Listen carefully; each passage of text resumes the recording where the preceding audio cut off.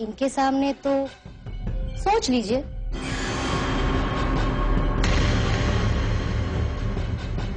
जो भी कहना है जल्दी कहो। मेरे पास तुम्हारी फालतू बकवास सुनने के लिए ना तो समय है, ना ही उसमें कोई दिलचस्पी है। वैसे देखा जाए तो तुम मुझसे बात कर, अपनी ताकत और मेरा समय दोनों जाया कर रही।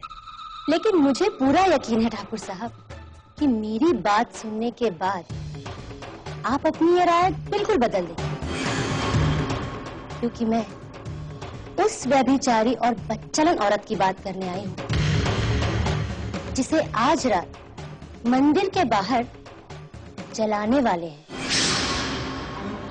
किसकी बात कर रहे हो?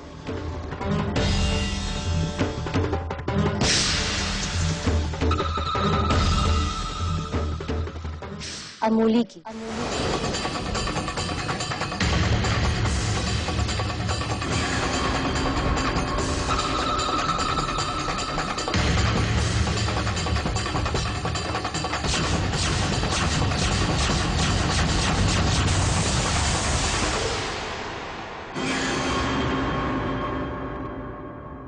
चलो बाहर चलो, बाहर निकलो, निकलो जल्दी।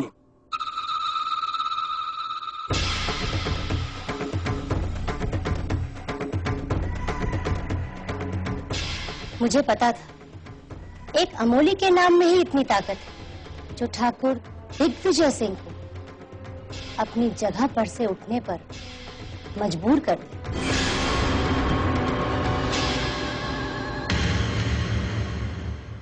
वाह वाह। जो भी कहना है साफ साफ कहो और चली जाओ यहां से। सिर्फ यहां से मेरी जिंदगी से भी, वरना। काफी अच्छी जगह है ये। मैंने भी इस टेकड़ी के बारे में बहुत कुछ सुना, लेकिन कभी आने का मौका ही नहीं लगा। और लगता भी कैसे, आखिर मैं अमोली थोड़े ही ना हूं।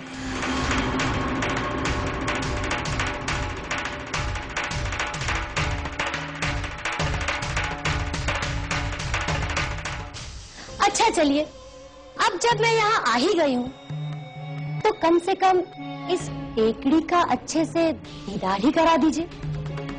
आखिर समधन हूं मैं आपकी।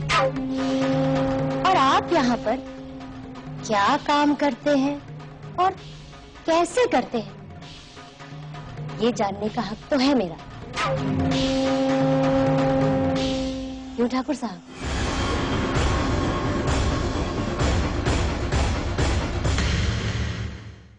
ठाकुर साहब, कहीं ये वही तो नहीं जिसे हम सब अमोली के नाम से जानते हैं?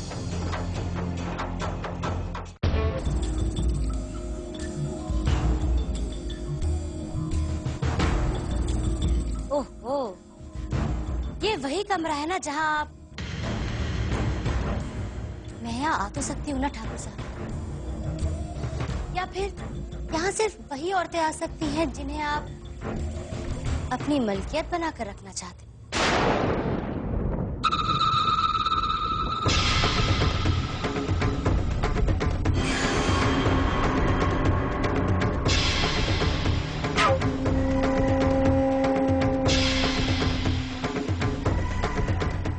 कब बनवाया आपने इसे? मैंने तो सुना था यहाँ आग लग गई थी या फिर लगवाई गई थी शायद। किसी लड़की ने शायद आपके सामने हार मानने से इनकार कर दिया था और खैर, क्या नाम था उसका? क्या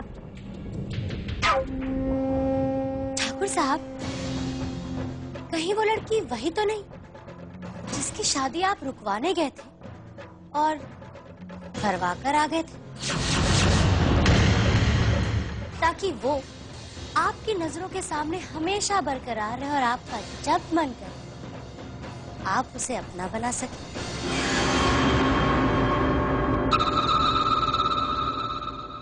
ठाकुर साहब, कहीं ये वही तो नहीं जिसे हम सब अमोली के नाम से जानते हैं।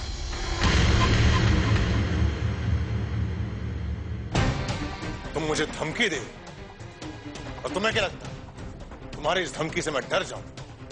मैं डर कर तुम्हारे उस नालायक बेटे से अपनी चंदना की शादी करने के लिए तैयार हो जाऊं? बिल्कुल नहीं। तुम क्या जानती हो क्या कर सकते हो? इस बात से मुझे कोई फर्क नहीं पड़ता। जूते की नोक पर रखता हूं मैं तुम जैसे लोगों को। जूता भी जब काटने पर आए तो जीना हराम कर देता है ठाकुर साहब। चले जाओ यहां से, वरना अपने आदमियों से कहकर तुम्हें यहां से बाहर फेंकवा दूंगा।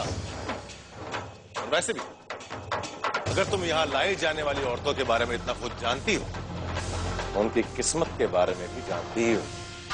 आपने कभी पिंजरे में फंसे हुए चूहे को देखा है? वो बाहर निकलने के लिए किस तरह से छटपटाता है। आपकी हालत इस वक्त बिल्कुल वैसी ही है। मैं यहाँ आपको धमकाने नहीं, बल्कि मैं तो यहाँ आपको एक निमंत्रण देने आई हूँ। निमंत्रण? उस अग्नि परीक्षा का निमंत्रण जो आज रात मंदिर के बाहर होने जा रही है, जहाँ फिर एक बार अग्नि देवता के हाथों एक कलंकिनी औरत का शुद्धिकरण किया जाएगा। और मैं ये तहे दिल से चाहती हूँ कि आप वहाँ मौजूद हैं, क्योंकि चिता पर लेटने वाली सीता कोई और नहीं, बल्कि आप अपनी अमोली है।